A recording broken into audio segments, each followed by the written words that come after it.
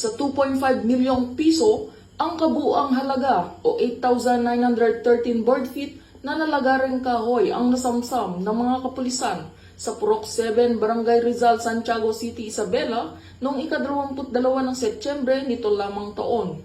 Sa pinagsanib na pwersa ng Criminal Investigation and Detection Group, Isabela Provincial Field Unit sa ilalim ng pamumuno ni Police Major Rolando B. Pugoon, Officer in Charge, katuwang ang CIDG Santiago City Field Unit, Santiago City Police Office at City Mobile Platoon, ay inaresto ang driver ng truck na lulan ang mga nabanggit na illegal na kahoy.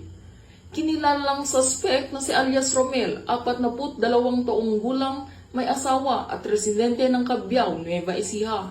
Ayon sa investigasyon, isinagawa ang pag-aresto matapos makatanggap ang mga otoridad ng impormasyon na ang nakumpiskang ebidensya ay kinuha mula sa Paracelis Mountain Province at dadalhin ng suspect sa Bulacan at Nueva Ecija.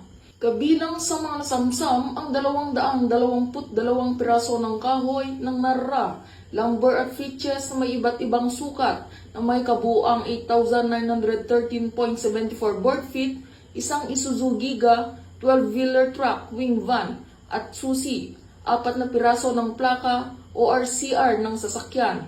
Samantala, pinuri ni Police Brigadier General Roy B. Parenya, Regional Director ng Police Regional Office 2, ang kapulisan dahil sa matagumpay ng pagkakahuli ng suspect. Dagdag nito, hinikayat ni Police Brigadier General Parenya ang iba pang mga miyembro ng hanay na ipagpatuloy ang mahigpit na pagpapatupad sa Presidential Decree 705 upang patuloy maprotektahan at mapangalagaan ang kalikasan sa lambak ng Cagayan. Ang kapulisan sa lambak ng Cagayan ay patuloy sa pagpupursige upang masawatang mga lumalabag sa batas at mga gumagawa ng illegal na pagtutroso na nakakasira sa yaman ng kagubatan dahil ang yaman ng kalikasan ay makakatulong sa pag-unlad ng bansa tungo sa bagong Pilipinas. Dito sa lambak ng Cagayan, ako ang inyong PNN correspondent, Patrolwoman Ledesma, alagad ng batas, taga-taguyod ng Balitang Pulis.